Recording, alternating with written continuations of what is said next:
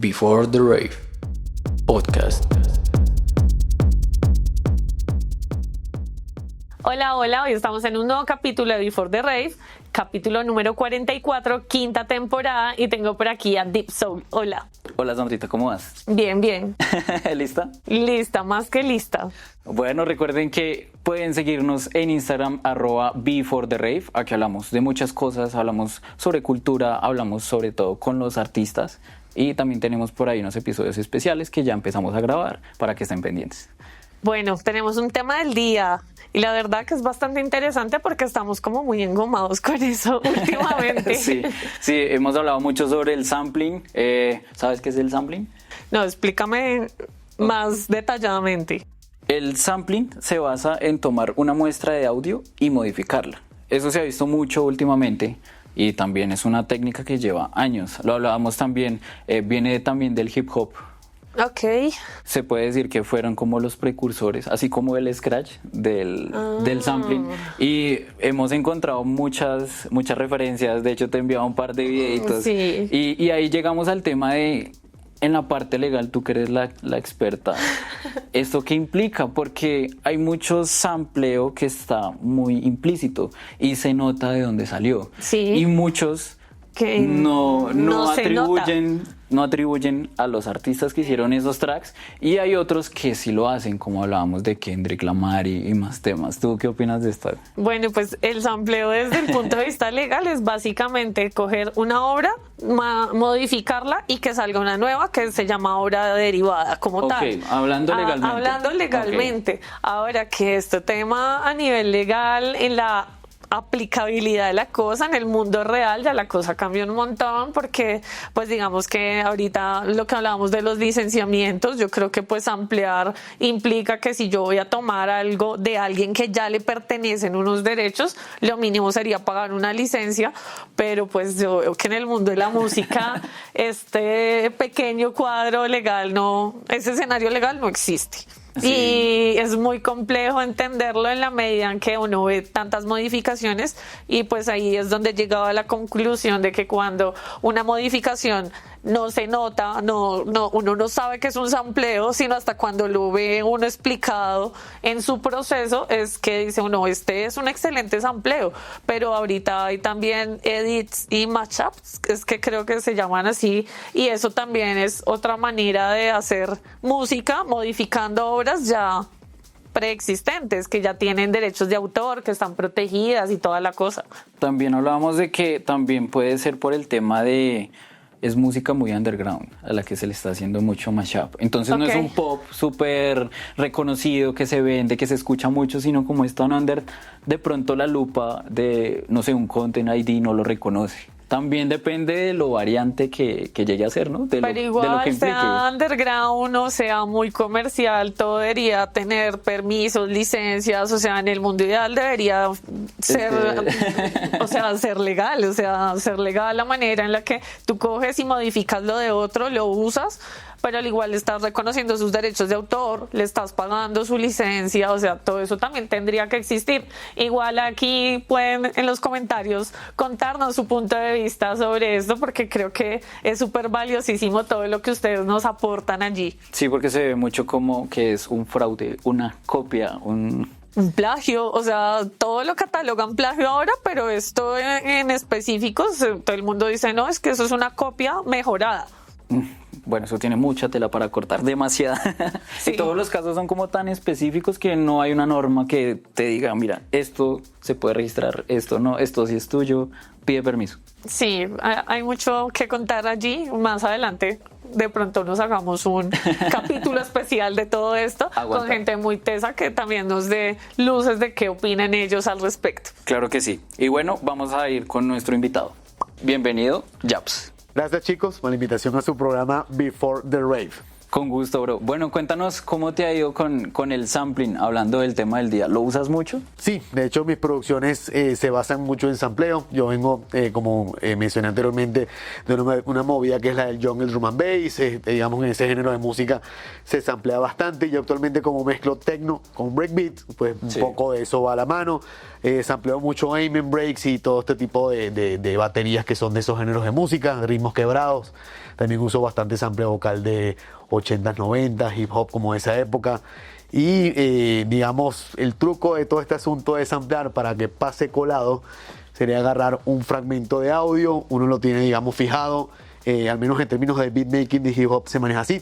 Uno lo que hace es como picarlo en pedazos, invertir los valores o los elementos y reafinarlo y hacer un arreglo nuevo con eso. Sí, no ponerlo tal cual, porque hemos visto mucho que la gente ahorita, más allá de samplear, hace edits. Entonces ponen la misma voz y eso encima sería, eso sería más bien un mashup. Hay una diferencia ahí. Sí, claro. En cambio, samplear viene mucho del hip hop. En el caso de la música electrónica, en los 90 se dio mucho, al menos en el caso de Daft Punk, los primeros dos discos fueron esa vaina de cómo elaboraron lo que es el French Touch, ¿no? Que ellos denominan. Y es agarrar el sample de Chic, de esto, pasarlo por un sample, lo mismo, picarlo, reafinarlo, hacer un arreglo nuevo. Y de hecho la idea es meterle batería, en este caso 909 abajo, que es la base del house que ellos producen, las líneas de bajo y todo lo demás. En el caso de los Chemical Brothers o varios proyectos, digamos, de Big Beat de esa época también era eso, ¿no? Ellos sampleaban lo que es early hip hop y lo convertían en electrónica, también sampleando breaks, sampleando voces. Y bueno, básicamente ahora nosotros estamos sampleándolos a ellos. Y así, es como todo un, es un círculo, siempre vamos atrás y queremos traer algo de lo que ya se hizo. Correcto. Vea, pues, muy interesante, la verdad, el tema ahorita me tiene un poco, no, bastante acaparada, porque el tema legal ahí está de fondo, pero bueno. Japs, cuéntanos, ¿hace cuánto tiempo vives aquí en Colombia? Yo tengo viviendo ya para este año 8 años en Bogotá. Uf, ya bastante, ¿no? Correcto, sí, bastante. De los cuales, de hecho, estuve inactivo musicalmente 3 cuentos de inmigración para aquellas personas que han migrado a otro país, pues no es nada fácil. Sí, claro. Uno, digamos, se resetea hasta socialmente, llegas a otro país y, bueno, buscar trabajos, cosas para sobrevivir. Y en la pandemia fue que decidí reactivarme ya con hacer mi proyecto de música electrónica actual. Bueno, y en esta búsqueda de vivir, de buscar cómo salir adelante, ¿qué fue eso que a ti te impulsó a convertirte en artista, de interesarte por la música? ¿Qué llegó a tu vida para que llegaras a eso? Eso viene desde hace muchos años. Yo ya para el año en curso debo tener como unos 24, 25 años haciendo música electrónica. Sí. Yo empecé ya pasadito los años 2000, 2001. Vi el nacimiento de todos los software de producción, Properly Heard Reason, el nacimiento de Ableton Live, Cubase, pare de contar, Pro Tools, etcétera, etcétera. Sí. Para mí fue largo, digamos, yo en una época en donde no había YouTube, todo era esperar mensualmente que llegara la Computer Music de España, leer los artículos o reunirme con amigos en la universidad y bueno, cacharrearle al software como quien dice, ir aprendiendo de manera autóctona. Yo escucho música electrónica de los años 90. Tengo 43 años, escucho desde los 14 y justamente hoy estaba leyendo que un disco de los Chemical Brothers que se llama Dig Your Own Hole cumple 28 años, creo que esta semana. Y yo prácticamente escucho música electrónica desde que salió ese disco, desde el 97. Okay. Entonces tengo una larga vida escuchando música electrónica. Yo recibí, digamos, esa información fue por mi generación, vía MTV, era el único medio de comunicación que teníamos. Y bueno, ya ahí, digamos, vengo de toda esa camada de Chemical Brothers, de Prodigy, Daft Punk, toda esa vuelta que manejaba en los 90, previo a lo que es la cultura DJ underground propiamente dicha. Claro, y es que es un recorrido ya de bastante tiempo. Sí, señor.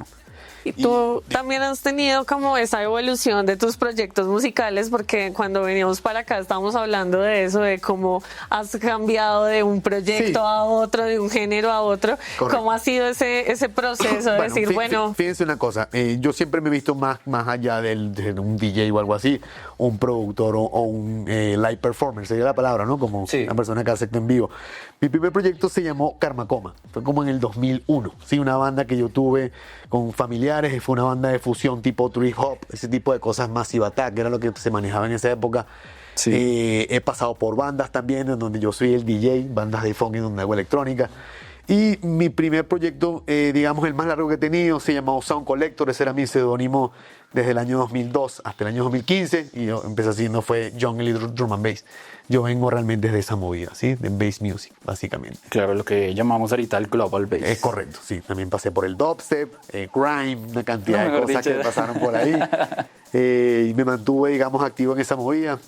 Fui una de las primeras personas que sacó como viniles, siendo latinoamericano como en los años 2000, con sellos de Canadá, de Europa. Después hice un cambiecillo de género, bastante cambio en realidad. Sí.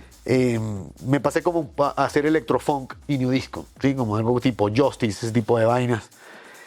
Con un guitarrista, de hecho teníamos ese proyecto, era un live performance, pero bueno, esa fue la razón por la cual yo migré a Colombia, con ese proyecto. Y estando acá me encuentro con las vicisitudes del migrante, entonces no fue fácil, sí, claro. El proyecto se separó y bueno, de ahí que estuve también inactivo varios años. De todas maneras, yo siempre soy una persona que ha sido camaleónica musicalmente. Yo también, digamos, he producido artistas de reggae, de dancehall, de hip hop, también me he movido por esos lados, también hago cositas de música para cine, de televisión, ese tipo de cosas, entonces digamos que yo no estoy, digamos, casado con un género de música. Bueno, eso es muy importante porque es una carrera que se ha mantenido constante, pero ha cambiado de muchas formas. Sí, señor, ¿no? Como tú lo dices, de forma camaleónica. Bueno, es muy interesante. Háblanos un poco de ese formato que usas, porque realmente el Liveback ofrece muchas posibilidades. ¿Por qué te quedaste con ese formato principalmente? Porque también eres DJ, pero ¿por qué crear y lanzar secuencias sobre la marcha? Bueno, les he comentado que yo venía de proyectos de bandas, ¿no? Entonces, para mí el cuento de hacer música en directo no es ajeno. Me parece más divertido que hacer live, que hacer DJ. También que mis influencias musicales de primera mano fueron laybacks, bandas de electrónica. Siempre se me quedó como que esa vuelta de pro DJ en la cabeza, como tocar con máquinas, ¿no? Uh-huh. Y lo que pasó fue que en la pandemia, con toda esta encerrona que nos tocó a todo el mundo, mucha información de internet, consumí bastante videos de internet, cosas live y vainas. Y digamos que de un momento a otro como que se me perdió esa chispa otra vez y bueno, tengo que comprarme máquinas, ¿no? Como otra vez como viendo cómo ejecutar música en directo. Siempre me ha parecido más divertido que mezclar en realidad. Uno es como el hombre banda, ¿no? Tienes como tu caja de ritmo, tus sintetizadores y no se trata de tocar en Ableton Live con el software, más bien tipo dobles, ¿no? Ajá. Máquinas de verdad. Sí, claro. Que salir de estar con la computadora así con el mouse, sino que es que tu mano toque las perillas de verdad y empieza a modular. Sintetizadores reales, cajas de ritmo, señor, todo muy... Y básicamente la actividad se trata es de pilotear la canción en tiempo real sin quedarse pegado, ¿sí? Como para animar a la gente y ir llevando esa vuelta con modulaciones y todas las cosas que pasan ahí, uno usualmente las hace en tiempo real. Es complicado. Eso te iba a decir, ¿cuánto tiempo te demoraste en llegar a eso? De años, de hecho. La experiencia con los proyectos anteriores fueron los que me llevaron a eso, en realidad. Claro, bueno, ya tenías una buena base porque ya habías hecho muchas. Sobre todo tocar con músicos, es decir, mandarle el clic a un baterista, ese tipo de vainas, conversar con los músicos, en qué tonalidad estamos, todo ese tipo de cosas maduran bastante para eso. Bueno, hablemos un poquito del tema de la producción. Sí. ¿Cómo ha sido ese camino como productor? Porque me contabas que ha sido complejo, ¿no? Bueno, yo vengo de una época, suena bastante boomer, imagínense. En mis tiempos. En mis tiempos. Es como el meme del papá, del abuelo de los Simpsons, ¿no? Yo vengo de la época en donde no existía YouTube. Sí. Lo que mencioné hace rato, que tenía que esperar mi Computer Music sagrada cada mes para ver el artículo de cómo secuenciaría esto y que lo otro. Fue en realidad largo porque fue autodidacta. Sí, en esa época, digamos que yo me imagino que también pasó en Colombia. Estos países carecían de escuelas de producción musical, al menos orientadas a música electrónica, ¿no? Siempre fueron más de producción general. Y fue largo. Después entro a YouTube, uno empieza a tomar tips, después me reúno contigo en tu casa, cacharreamos el programa y uno va aprendiendo de cada persona, ¿sí? Ya después, digamos, entre el año 2008 en adelante, empecé como a formalizar mi educación de ingeniería de sonido. Empecé a estudiar, digamos, cosas técnicas, cosas de mezcla, cosas de grabación, cosas de masterización. Digamos que uno empieza ya a engranar todo ese conocimiento y empieza incluso a mejorar el sonido de uno. Porque no se trata de escribir música, se trata de mezclarla y masterizarla y todas esas vainas, la compresión, la ecualización, los filtros, los niveles de audio con amplitud. En tener pare de contar. Toda la cadena. Correcto, señor. ¿Y ¿Cuándo tú decidiste entrar a la docencia? ¿Siempre lo has hecho? ¿O porque pues bueno, yo te conozco más que todo desde la parte docente que de la parte DJ, pero claro. ¿tú desde cuándo das clases? Yo doy clases aproximadamente desde el 2009, de hecho. Ya son 16 años, ¿no? Ok. Empecé primero dando clases de un software que es bien complejo que se llamaba Propeller Head Reason. Ok, Reason, sí. Es como la representación virtual de los instrumentos reales, ¿no? Sí, es un poco complicado. Complicado. Sí, lo he de estudiado hecho, yo aprendí, digamos, el flujo de la señal de audio fue con ese tipo de cosas, ¿no? No es fácil, y yo voy a aclarar esto un poquito, no es que no se trata de dar clases, se trata de la pedagogía que cada quien tiene para explicar, tener un orden, digamos, en el discurso, que todo tenga sentido. Fíjate que tengo tanto tiempo dando clases que llega un punto en donde yo veo cada clase como un más pequeño masterclass, ¿sí? Okay. Hoy vamos a hablar de sintetizadores, entonces todo, digamos, va proyectado ese tema, ¿no? Y uno no se sale de ahí. La otra clase viene, vamos a hablar de batería, todo va concentrado ahí. La otra clase vamos a hablar de amplitud y de frecuencia, va a esto. Pero uno va madurando, uno también cuando da clase aprende de los alumnos, uno, digamos, repasa contenido, te va fortaleciendo tus conocimientos, pero ya es una cosa a medida que uno se va envejeciendo, uno, digamos, agarra más expertise en enseñanza. Esto sería mi punto de vista. Realmente va por ahí la cosa. Además que eras el elemento que nos faltaba de más de skills. Pasar por acá porque ya estuvimos con Destro y con Paula. Cierto. ¿Cómo ha sido ese socio? No, chévere. Yo estaba trabajando en otra academia el año pasado y me propusieron, de hecho, hacer esa pequeña asociación y emprendimiento, será la palabra, ¿no? Sí. Que fue montar la Academia de Mad Skills. Chévere, ya yo había tenido con Destro, con Russo, en Venezuela habíamos montado otra academia anterior que se llamaba DJ College. Por cosas de migración la pausamos y acá, digamos, retomamos el proyecto y chévere por ese lado. De hecho, Sandra también, gracias por participar en el proyecto. No. Pero bien contento, chévere. Falto yo por ir. Ya están los dos trabajando. No, allá. Chévere porque realmente no es igual, digamos, ir a una institución donde uno presta un servicio a que sea el trabajo de uno propio, ¿no? Y que está dictado por personas que tienen la experiencia, porque hacía falta mucho eso. Eran, por lo menos hablando yo de la parte académica, que estudié en academias, siempre eran personas que a veces eran muy ajenas a lo que estaban enseñando. Entonces no es igual hablar desde la experiencia que leyendo un libro o aprendiendo. Pasa una cosa sin desprestigiar obviamente el trabajo de ninguna otra institución. La mayoría, me imagino que los modelos que tienen son que obviamente hay un dueño, pero hay, digamos, ciertos personajes que agarran para dar clase que no necesariamente son los dueños de la academia o no necesariamente tienen la experiencia para dar clase. O básicamente yo acepté este proyecto fue porque precisamente los mismos dueños que ya tenemos una chorrera de años haciendo esta actividad íbamos a impartir clases, ¿no? Bajo el punto de vista de la experiencia, en realidad fue por eso.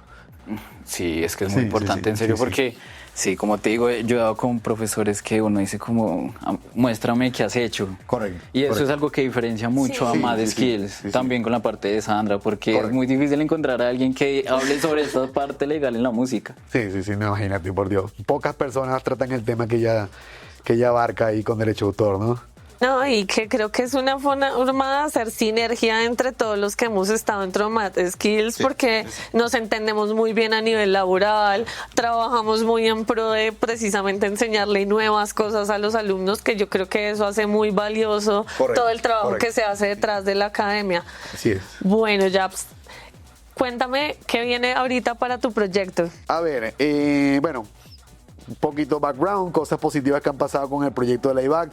El año pasado me firmó el sello mítico Planet Rhythm, me costó, por cierto, no fue camino fácil contactarlos. Y resulta que los manes les gustó la música y lo que me dijeron fue que, está chévere esta vuelta, pero no suena Planet Rhythm. Lo que vamos a hacer es que estamos abriendo un sublabel que se llama 90s Groups. Les parecen como que yo sueno bastante noventero, al menos cierta línea que manejo. Y me sacaron 3 releases, 3 vinilos, brutal por ese lado. Entonces, en este momento lo que estoy haciendo es cambiando un poquito de género, oscureciéndolo. Digamos que estoy mutando ya de lo que es jacking, techno breaks a una cosa más hipnótica, raw, más un hacia poquito el techno. más. Techno raw sobre todo, a la oscuridad. Vamos a llamarlo de esa manera. Y nada, la idea es lanzar con ellos también bajo las 2 líneas, pues el cuento noventero con breaks y también esa vuelta hipnótica por el sello. O sea que Básicamente, viene sí, musiquita. Señor. Sí, señor. De hecho, para este programa estoy generándome un nuevo layback con temas nuevos que voy a lanzar también. O sea, tienen que escuchar sí o la sí ese primicia. set. Sí, sí, sí. Va a estar muy bueno entonces. Bueno, para finalizar, queremos hacerte la pregunta insignia Sí. del podcast. En tu Ok. mente, ¿qué música suena antes de llegar a un rave? En mi cabeza. En tu cabeza. Oh my God, para mí siempre ha sido breakbeat, mi hermano. Siempre break. Toda la vida. Nunca, sí, breaks, es como que lo que me anima en la previa, sí. Con todos esos géneros que venías No de importa. antes. Correcto, de hecho, precisamente por eso. Por los primeros géneros que escuché me han marcado bastante, de verdad. Bien jungle, bien todo ese Sí, sí. tema. No tan jungle ahorita, es más breakbeat tipo Chemical Brothers, ¿no? Tipo big beat breaks. Ok. Es una vuelta así. Sí, más con acid breaks. No sé si 130 y algo de BPM por ahí va la vaina. Bien relajadito. Sí, señor. Sí, señor. Qué chimba. Bueno, pues muchísimas gracias, A ustedes, Japs, chicos. por Placer. el espacio, el tiempo, por tomarte todo el trabajo de hacer ese hermoso set. Gracias, Y pues de verdad. nada, a invitarlos a todos a que los sigan en redes sociales. ¿Cómo estás? Me consiguen como JAPP Beats, Jap Beats, en cualquiera de las redes sociales, Instagram, SoundCloud, en Spotify están también mis releases. Para de contar.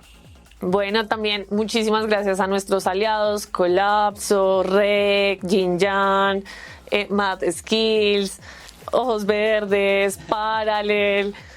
¿Quién se me Las escapa? galletas de tu hermano, ¿cómo se llama? Ah, Colapso. Ay, te tengo un regalo antes sí, de que exacto. acabemos. También Thank muchas you, gracias thank you. a Doppler, que es donde estamos grabando ahorita. Por cierto, que estudio, me encanta el espacio. Qué Mira, chévere. galleta de Colapso Galleta para de nuestro colapso. invitado. Oyes, Para que la pruebes y nos cuentes a ver qué tal. de una, claro que sí, muchas gracias, chicos. A ti. Bueno, Y bueno, gracias. recuerden que este y todos los episodios los pueden escuchar en Spotify, en YouTube y también estamos los jueves a las 7 de la noche en Radio Electrónica Colombia. Bueno, chao, chao. Nos vemos. Chao, chao.